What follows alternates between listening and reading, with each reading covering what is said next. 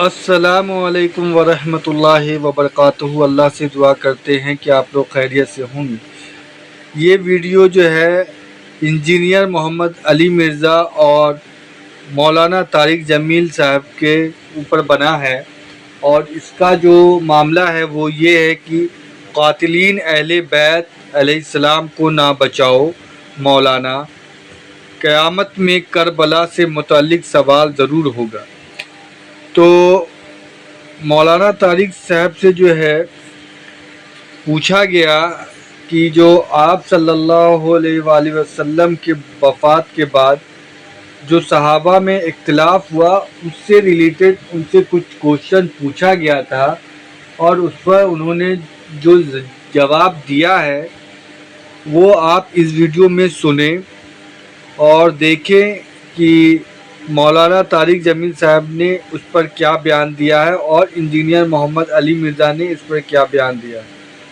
اور اللہ سے ہم سب یہی دعا کریں کہ اللہ ہم سب کو ہدایت کا راستہ دکھائے، حق بات بولنے، حق بات سننے اور حق بات دوسرے تک پہنچانے کی توفیق عطا فرمائے، اور جو بھی جانے انجانے میں غلطیاں ہم سب سے ہو جائیں اللہ معاف فرمائے، آمین ثم آمین۔ مولانا ایک اور چیز میں اکثر دیکھتا ہوں سوشل میڈیا پہ بھی، وہ یہ ہے کہ اللہ کے نبی صلی اللہ علیہ وسلم کی وفات پانے کے بعد جو ہے صحابہ میں اختلاف ہو گیا، اور اس کے اوپر لوگ بڑا مختلف اوپینین رکھتے ہیں، کوئی ایک طرف ہے بالکل، اور کوئی جو ہے مطلب کہ صحابہ جیسے حضرت معاویہ رضی اللہ تعالیٰ عنہ ہیں ان کے بارے میں بھی بات کی جاتی ہے۔ تو وہ پس منظر سارا کیا تھا، اور ان کے اختلاف جو صحابہ کا اختلاف ہوا ہے اس کے اوپر ہمیں کیسا اپنا رویہ رکھنا چاہیے؟ امام احمد بن حنبل رحمہ اللہ سے کسی نے یہی سوال کیا تو انہوں نے فرمایا، بیٹا تلک امت قد خلت لہا ما کسبت ولکم ما کسبتم ولا تسألون عما کانوا یعملون۔ بیٹا وہ لوگ تھے جو گزر گئے، جو اچھا کیا ان کو ملے گا، جو برا کیا ان کے سر پہ پڑے گا، اور تم سے نہیں پوچھا جائے گا کہ وہ کیا کرتے تھے۔ یہ ہے اس کا صحیح جواب جو قرآن نے دیا ہے، کہ مجھ سے تھوڑا ہی پوچھا جائے گا، مجھ سے تو میرے بارے میں پوچھا جائے گا کہ میں نے زندگی کیسے گزاری، اور وہ واضح سوالات ہیں۔ یہ وہ مباحث ہیں جن کو چھیڑ کر خلجان بڑھے گا، فائدہ کوئی نہیں ہوگا۔ بشر تھے، ان سے غلطیاں ہوں، کوئی وہ نبی نہیں تھے، معصوم نہیں تھے، لیکن اللہ نے ان کی غلطیوں کو معاف کر دیا ہے۔ تو میں اب یہاں دوبارہ ان کی غلطیوں کو حضرت معاویہ رضی اللہ عنہ کی غلطیوں کو بیان کروں، یہ بہت بری بات ہے۔ تیسرا سوال اہم ہے، اور جو یہ چیزیں ہمیں بھی فیس کرنا پڑتی ہیں، اور یقیناً یہ جب سوال آیا تو ان کو بھی یقیناً یہ دشوار ہوئے ہوں گے کہ اہل سنت کے اندر جو ناسبی اور یزیدی ٹائپ لوگ گھسے ہوئے ہیں وہ اس کے اوپر بحث کرتے ہیں، اور تھوڑی ہی دیر کے بعد ایک ان کے زوم میں جو انہوں نے لکھا ہے کہ مضبوط آرگیومنٹ پیش کرتے ہیں کہ حسین علیہ السلام اور یزید کے مسئلے سے متعلق قیامت کے دن پوچھا ہی نہیں جائے گا تو اس پر بحث میں الجھنے کا کیا فائدہ ہے، اور اس پر سکوت ہی اختیار کرنا چاہیے۔ تو میرا سوال یہ ہے، آپ تو جواب دیں گے، کہ یہ پہلے گھنٹے میں یا پہلے 10-20 منٹ جو بحث ہوتی ہے تو اس میں سکوت کا خیال نہیں رکھنا چاہیے؟ نہیں، وہ سکوت کا مطلب انہوں نے چینج کر دیا ہے۔ اچھا، سکوت کا مطلب یہ ہے کہ ہم جو کچھ بولتے رہے وہ ٹھیک ہے، آپ سکوت اختیار کریں، یہ مطلب ہوتا ہے سکوت کا۔ میں اس سوال کے اوپر 2 گھنٹے بول سکتا ہوں، لیکن کوشش کروں گا کہ میں مختصر سے وقت میں یہ کیڑا نکالوں۔ یہ موسٹ آسکڈ کوسچن ہے اس وقت، اور وہ بھی صرف اس لیے بنا ہے کہ میں نے کچے چٹے کھول دیے ہیں آل امیہ کے، بخاری اور مسلم کی روشنی میں۔ اب ان کو پڑ گئے ہیں ہاتھ پاؤں، تو اب یہ کہہ رہے ہیں سکوت اختیار کرے۔ جب آپ لوگ ناسبیت پھیلا رہے تھے، ناسبی کہتے ہیں جو سیدنا علی کے خلاف کھڑے ہونے والے لوگ ہیں، یزیدیت پھیلا رہے تھے، اس وقت آپ لوگوں کو کوئی شرم و حیا نہیں آئی ہے۔ اس وقت اگر آپ کو کہتے بھی تھے سکوت اختیار کریں تو آپ کہتے تھے نہیں جی نہیں، یہ بڑا ضروری ہے، یہ آج کل بدعت پھیلی ہے، ہم نے اس پہ بولنا ہے، یہ کرنا ہے۔ اب جب آپ کو آ کے کسی نے کنفرنٹ کرنا شروع کیا ہے، اور آپ کا پورا کچا چٹا کھول کے بخاری مسلم کی روشنی میں یہ ریسرچ پیپر لکھ دیا ہے، 200 احادیث میں نے اس میں جمع کی ہیں، اکثر بخاری مسلم سے، واقعہ کربلا کے پس منظر کے اوپر۔ یہ کربلا ایک دن میں نہیں ہوئی، اب ان کو پڑ گئے ہاتھ پاؤں، اور یہ کہہ رہے ہیں وہ جی ایسی باتیں نہیں کرنی چاہیے۔ پہلے میں تو الزامی جواب اس کا دیتا ہوں، الزامی جواب پھکی والا، اینٹی وینم۔ لاجیکل آنسر اس لیے ضروری ہوتا ہے تاکہ دماغ میں ڈرل ہو, کوئی بات اندر داخل ہو. مجھے یہ بتائیں کہ ڈاکٹر ذاکر نائک نے جب 2009 کے اندر یزید کو رضی اللہ عنہ کہا, As far as your understanding about the wall of Karbala, you said that Yazid, may Allah be pleased with him, Yazid, may Allah be pleased with him, Yazid, may Allah be pleased with him, that he was ferocious and he was a villain, etc. There's difference of opinion. We're not here to discuss about history, and neither do I want to get a difference in the Muslim Ummah. What we say, there's a difference of opinion between the Sahaba. That is history. اس وقت کون کون سے علماء تھے اہل حدیث کے یا دیوبند کے؟ بریلویوں کو بھی تھے لیکن وہ بھی اپنی حاضری لگا رہے تھے, ان کو چھوڑ دیں. شیعہ نے تو بولنا ہی تھا کہ جنہوں نے فرنٹ سے لیڈ کر کے ڈاکٹر ذاکر نائک کو یہ کہا ہو کہ آپ سکوت اختیار کر لیں, کسی نے بھی نہیں کیا, مزہ لے رہے تھے اس کا. ڈاکٹر ذاکر نائک نے جب 2009 میں یہ فتنہ اٹھایا, میں ان کی بڑا احترام کرتا ہوں, آپ کو پتا ہے میں ان کو پروموٹ بھی کرتا ہوں, علمی اختلاف اپنی جگہ. میں نے جب اس کو کنفرنٹ کیا, اس کو علمی دلائل کے ساتھ جواب دیا, تو یہ سارے ہمارے پیچھے پڑ گئے. یعنی آپ ہمارے سروں پہ جوتیاں بھی مارتے ہیں اور ہمارے رونے پہ بھی بندی لگاتے ہیں. اس کو کوئی نہیں کچھ کہہ رہا. جب ہم نے جواب دیا تو سارے ہمیں کہنے لگے جی آپ سکوت اختیار کر لیں. ڈاکٹر ذاکر نائک کو کسی نے کہا سکوت اختیار کرے؟ اب آج کے بعد نہ کوئی ریکارڈ کرا دے, پچھلے 10 سالوں میں کوئی ویڈیو دکھائیں. 10 سالوں میں نہیں دکھائیں, شروع کے 2-3 سالوں میں, 2009, 10, 11, 12 میں ڈاکٹر ذاکر نائک کا نام لے کے کسی نے کہا سکوت اختیار کرے. تو وہ تو سکوت کا مطلب یہ کہتے ہیں کہ آل امیہ کو آپ ننگا نہ کریں, اہل بیت کی آپ جتنی مرضی گستاخیاں کر لیں, ان کے دشمنوں کو جتنا مرضی بڑھا چڑھا کے بیان کریں, اس پہ یہ راضی رہتے ہیں. تو ان کو تو سکوت نہیں کرواتے, ان کو تو حافظہ اللہ کہتے ہیں, ان کو تو دامت برکاتم عالیہ کہتے ہیں, اور جو جواب دے رہا ہے احادیث کی روشنی میں اس کو کہتے ہیں آپ سکوت اختیار کریں. تو بخاری مسلم کو ہم پھر بند کر دیں؟ میں نے تو اپنی کو بات ہی نہیں کی ہے, میں تو صحیح الاسناد حدیث سے بیان کرتا ہوں. اور دوسرا صرف اس معاملے میں کیوں سکوت اختیار کریں؟ وہ کہتے ہیں نہیں اس لیے دیکھیں جی کربلا ہو چکی, کام ختم ہو گیا, اثرات تو آج تک ہیں. یہ وہ مباحث ہیں جن کو چھیڑ کر خلجان بڑھے گا, فائدہ کوئی نہیں ہوگا. بشر تھے, ان سے غلطیاں ہوں, کوئی وہ نبی نہیں تھے, معصوم نہیں تھے, لیکن اللہ نے ان کی غلطیوں کو معاف کر دیا ہے. تو میں اب یہاں دوبارہ ان کی غلطیوں کو, حضرت معاویہ رضی اللہ عنہ کی غلطیوں کو بیان کروں, یہ بہت بری بات ہے. وہ تو پھر غزوہ بدر بھی ہو چکی ہوئی ہے, تو رمضان شریف میں آپ غزوہ بدر کے اوپر کیوں جمعے پڑھاتے ہیں؟ ختم کریں, غزوہ احد پہ ختم کریں, میلاد کے بھی سب کچھ پروگرام ختم کریں. نبی علیہ السلام پیدا ہوئے تھے, فوت ہو چکے, جنتوں میں زندہ ہیں, لیکن اب دنیا میں تو نہیں ہے. ان چیزوں کو یاد کیوں رکھا جاتا ہے؟ زندہ قومیں اپنے ماضی کے واقعات کو یاد رکھتی ہیں. پھر پورے کا پورا قرآن انسانی تاریخ کے کتنے بڑے بڑے واقعات بتاتا ہے جو ختم ہو چکے ہیں. برادران یوسف فوت ہو چکے ہیں, لیکن آج تک قرآن میں عبرت کے لیے انہوں نے جو کچھ اپنے بھائی کے ساتھ کیا. اور برادران یوسف وہ صحابی ہیں جن کا باپ بھی پیغمبر ہے, بھائی بھی پیغمبر ہے, ڈبل صحابی ہیں, لیکن آج بھی ان کی مثال دی جاتی ہے. تو کوئی اسے کوئی یہ نہیں سمجھتا کہ گستاخی ہو گئی ہے.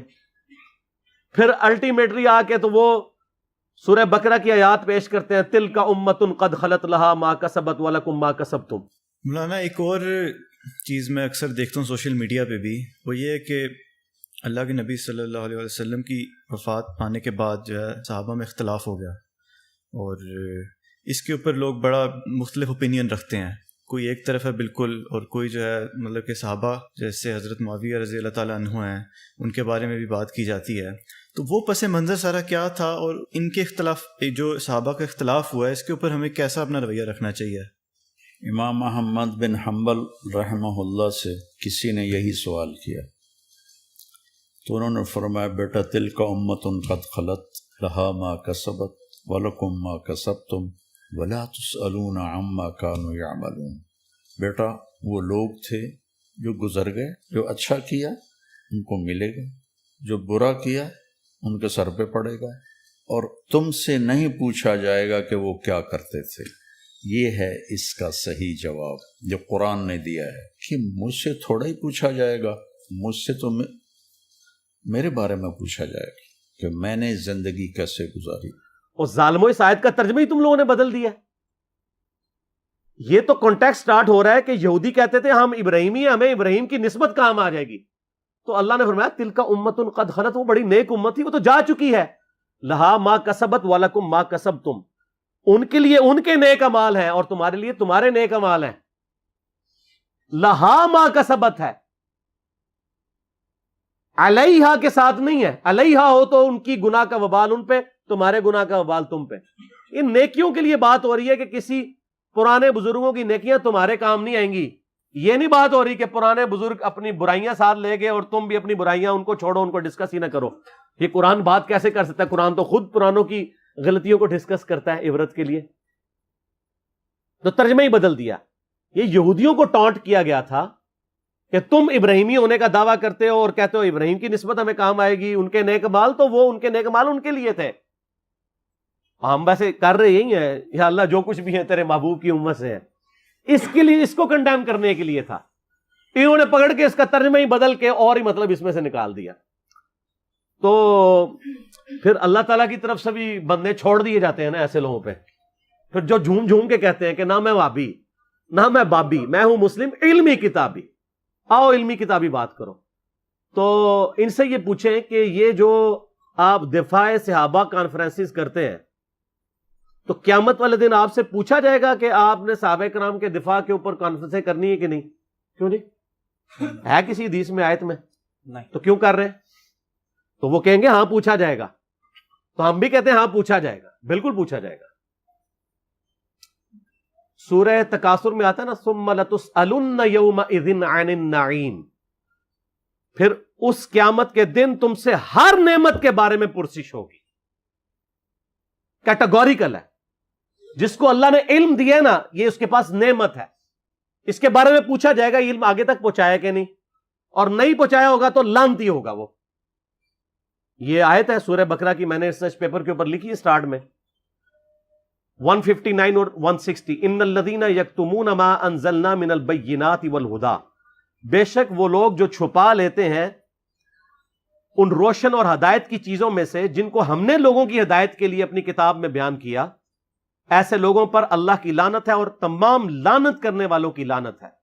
الا الذین تابوا واصلحوا, سوائے ان لوگوں کے جو توبہ کر لیں, اپنی اصلاح کر لیں, وبینوا, اور اصلاح پہ اکتفا نہیں بلکہ وہ لوگوں کو بتا بھی دیں جو کچھ چھپایا تھا. فاولئک اتوب علیہم وانا التواب الرحیم, تو ایسوں کی توبہ اللہ قبول کرے گا اور اللہ تعالیٰ بخشنے والا مہربان ہے. اس کو سپورٹیو ایک حدیث بھی میں نے لکھی ہے, ترمذی میں, سنن نبی داؤد میں, سنن ابن ماجہ میں ہے کہ نبی علیہ السلام نے فرمایا جس شخص سے علم کی بات پوچھی گئی اور وہ اسے معلوم تھی اور اس کے باوجود اس نے چھپا لی, تو ایسے لوگوں قیامت والے دن آگ کی لگام دی جائے گی. تو یہ بڑا کریٹیکل ایشو ہے. علم اللہ کی نعمت ہے آپ کے پاس, اس کی قدر کے لوگوں کو صحیح بات بتائیں تو پوچھا جائے گا. سورہ الاحزاب کی آیت نمبر 57 کیا ہے؟ آیت درود سے اگلی, ان الذین یؤذون اللہ ورسولہ لعنہم اللہ فی الدنیا والآخرہ واعد لہم عذابا مہینا, بے شک جو لوگ اللہ اور اس کے رسول کو تکلیف دیتے ہیں ان کی زندگی میں بھی اور زندگی کے بعد, موت کے بعد بھی ان پر اللہ کی لعنت ہے, اور اللہ تعالیٰ نے ان کے لیے ذلیل و خوار کر دینے والا عذاب تیار کر رکھا ہے. وَلِعَوْذُ بِاللَّهِ تَعَالَى اللَّهُمَّ أَجِرْنَا مِنَ النَّارِ. تو جو اللہ اور اس کے رسول کو اذیت دے رہے ہیں ان سے پوچھا نہیں جائے گا. تو یہ ایک ڈھکوسلا انہوں نے کیا ہوا ہے اپنی کمزوریوں پہ پردہ ڈالنے کے لیے. خود جو کچھ مناظرے کر رہے ہوتے ہیں اس کے بارے میں کیا پوچھا جائے گا؟ جو یہ کام کر رہے ہوتے ہیں وہ کہیں گے پوچھا جاتا ہے, تو اس کے بارے میں کیوں نہیں پوچھا جائے گا؟ اور جی کو یہ بنیادی مسئلہ ہے. فضائل صحابہ احمد بن حنبل کی کتاب میں 2 روایتیں ہیں صحیح سند کے ساتھ. ایک روایت میں ہے کہ سیدنا علی بن ابی طالب کہتے ہیں, یہ حدیث موقوف ہے اور ظاہر غیبی خبر ہے, نبی علیہ السلام کے بتانے پر موقوف ہے, کہ میری وجہ سے 2 فرقے گمراہ ہوں گے, ایک میری محبت میں غلوف کر کے, ایک میری دشمنی میں غلوف کر کے. اور دوسری روایت میں ہے فضائل صحابہ احمد بن حنبل کی کتاب میں کہ میری وجہ سے 2 فرقے دوزخ میں جائیں گے, ایک میری محبت میں غلوف کر کے, ایک میری دشمنی میں. تو جب آپ کی جنت اور دوزخ کا فیصلہ اس کے اوپر ہو رہا ہے تو پوچھا کیوں نہیں جائے گا؟ اچھا, اپنا کام یہ پورا کر رہے ہیں کہ جو سیدنا علی کی شان میں غلوف کر رہے ہیں ان کو یہ خوب سمجھا رہے ہیں کہ جی آپ اپنے آپ کو صحیح طریقے سے صحیح بندے کا پتر بنا لو ورنہ پوچھا جائے گا. تو جو سیدنا علی کے مخالفین ہیں ان کو سمجھانے کی ذمہ داری کس کی ہے؟ ان کو کون سمجھائے گا؟ وہ سر اس پلیٹ فارم سے سمجھایا جا رہا ہے, دونوں کو سمجھایا جا رہا ہے اللہ کے فضل سے. تو جنت و دوزخ کا تو فیصلہ ہونا ہے. پھر جو صحیح مسلم کی حدیث ہے 240 انٹرنیشنل نمبر کے مطابق, علی سے محبت نہیں رکھے گا مگر مؤمن, علی سے بغض نہیں رکھے گا مگر منافق. تو آپ کے ایمان کا لٹمس ٹیسٹ ہی جو ہے وہ محبت علی ہے. تو جنت اور دوزخ کا فیصلہ اس کے اوپر نہیں ہونا. پھر غدیر خون کی حدیث جو صحیح مسلم میں 6225 سے 6228 تک ہے, آپ علیہ السلام کا آخری خطبوں میں سے ایک خطبہ ہے وفات سے 2.5 مہینے پہلے خم نامی گاؤں میں. اس میں کیا الفاظ ہیں؟ اے لوگوں آگاہ ہو جاؤ, میں بھی ایک انسان ہوں, قریب ہے کہ اللہ کا قاصد یعنی موت کا فرشتہ میرے پاس آئے اور میں اس کی دعوت قبول کر لوں. میں اپنے بعد تم میں 2 بھاری چیزیں چھوڑ کے جا رہا ہوں. ان میں سے پہلی چیز اللہ کی کتاب ہے, اس میں ہدایت ہے, اس میں نور ہے. تم اللہ کی کتاب کو پکڑو, اپنا تعلق اس کے ساتھ مضبوط کرو. اللہ کی کتاب اللہ کی رسی ہے, جو اسے پکڑے گا ہدایت پہ ہوگا, جو چھوڑ دے گا گمراہ ہو جائے گا. اور دوسری بھاری چیز میرے اہل بیت ہیں. پھر 3 دفعہ آپ علیہ السلام نے فرمایا میں اپنے اہل بیت کے معاملے میں تمہیں اللہ کا خوف دلاتا ہوں, میں اپنے اہل بیت کے معاملے میں تمہیں اللہ کا خوف دلاتا ہوں, میں اپنے اہل بیت کے معاملے میں تمہیں اللہ کا خوف دلاتا ہوں. جب نبی علیہ السلام آپ کو ڈرا رہے ہیں, وہاں تو کسی نے کہا یا رسول اللہ اہل بیت کے بارے میں پوچھا جائے گا. پھر المستدرک الحاکم میں صحیح سند کے ساتھ حدیث ہے انٹرنیشنل نمبر کے مطابق 4712 کہ نبی علیہ السلام نے فرمایا اگر کوئی شخص پوری زندگی حجر اسود اور مقام ابراہیم کے درمیان نمازیں پڑھتا رہے اور روزے رکھتا رہے اور قیامت والے دن اللہ سے اس حال میں ملاقات کرے کہ ہم اہل بیت کا بغض اس کے دل میں ہوا, تو اللہ اسے ضرور دوزخ میں داخل کرے گا. اگر اہل بیت کا بغض نمازوں کے باوجود, اور عام نمازیں نہیں, حجر اسود اور مقام ابراہیم کے درمیان اور روزے رکھنے کے باوجود آپ کو دوزخ میں لے جا سکتا ہے, تو کیوں نہیں پوچھا جائے گا؟ ایک کہانیاں بند کرو. اصل میں ان بیچاروں کا بھی قصور نہیں, ان کے بڑے بزرگ بھی ان کو کہانیاں کراتے رہے. انہوں نے وہی کہانیاں سن کے تو آگے بیان کی. ان کو کیا پتا تھا کہ آگے تو مسئلہ کھڑا ہو جائے گا. آگے تو ہر جگہ ہی آواز آ رہی ہے کہ نہ میں وہابی نہ میں بابی, میں ہوں مسلم علمی کتابی. ان کے تو گاٹے فٹ ہوگی یہ چیز. تو یہ اتنی ساری آیات اور احادیث اس بات کا ثبوت ہے کہ یہ سچائی ہے, اور یہ سکوت کا صرف آپ کو کہتے ہیں. جو بکواسات کر رہے ہوتے ہیں ان کو نہیں کہتے. مودودی صاحب کے پیچھے پنجے جھاڑ کے پیچھے پڑ گئے, جی مودودی صاحب نے خلافت و ملوکیت لکھ کے مصیبت کھڑی کی. اور بھائی جو آپ کے روحانی ابا جی محمود احمد عباسی صاحب منکرین حدیث میں سے تھے, جنہوں نے خلافت معاویہ اور یزید کتاب لکھ کے سیدنا علی کی گستاخیاں کی, حسین ابن علی کی گستاخیاں کی علیہم السلام, اس کے جواب میں خلافت و ملوکیت آئی ہے. کہتے نہیں ایویں لکھ دی, ایویں نہیں لکھی, جواب میں لکھی ہے. اور پھر سعودیہ کی فنڈنگ کے بعد یہاں پہ لوگوں نے جب حسین ابن علی کو نیچے کرنا شروع کیا اور یزید کو اوپر اور یزیدی پارٹی کو اوپر کرنا شروع کیا, تو پھر 5B آ گیا. آپ دیکھیں کبھی بھی انیشیٹو اہل بیت کے چاہنے والوں کی طرف سے نہیں لیا جاتا. یہ تو ہم جواب والی سائڈ پہ بیٹھے ہوتے ہیں, ہمیشہ یہ پنگا لیتے ہیں, ہم جواب دیتے ہیں. جب جواب دیتے ہیں ان کی ہوتی ہے ٹھکائی, پھر یہ کہتے ہیں سکوت اختیار کر لیں. سمجھ آ گئی آپ کو پوری گیم؟ یہ سکوت کا بات یہ کرتے ہی اس لیے کہ ان کی ہوتی ہے ٹھکائی. ان کو تو یہ حدیثیں ہضم نہیں ہوتی ہیں. اب یہ اپنے عوام کو منہ نہیں دکھا سکتے, پھر ان کو بڑی مصیبت کھڑی ہو جاتی ہے کہ اب کیا کریں, کس طریقے سے اب قابو کریں. تو آخری حل یہ ہے سکوت اختیار کر لیں. سکوت آپ لوگوں نے تو کوئی نہیں اختیار کیا ہوا. آپ کے سامنے جب صحابہ کرام کی توہین ہوتی ہے تو آپ کیوں شیعہ کو سمجھاتے ہیں؟ سکوت اختیار کریں نا. کون سا آپ سے قیامت دن پوچھا جائے گا؟ یہ میں الزامی طور پہ بات کر رہا ہوں. اور آپ کے بڑے بزرگ سیدنا علی اور حسین ابن علی کی گستاخیاں کریں, ان سے اپنے بغض کا اظہار کریں. جب ہم ان کو سمجھائیں تو ہمیں کہتے ہیں آپ سکوت اختیار کریں. تو سر یہ 2 نمبر پالیسی چھوڑ دیں. میں نے پہلے بھی ان کو کہا ہے کہ لوگ گھاس کھانا چھوڑ چکے ہیں.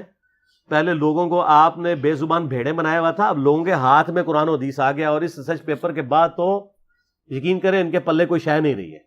یہ ریسرچ پیپر آپ ضرور منگوا کے پڑھیں. ایکسٹرا آرڈنری ریسرچ پیپر ہے, انشاءاللہ آپ کو معاملات کلیئر ہو جائیں گے انشاءاللہ تعالی. ٹھیک ہو گیا؟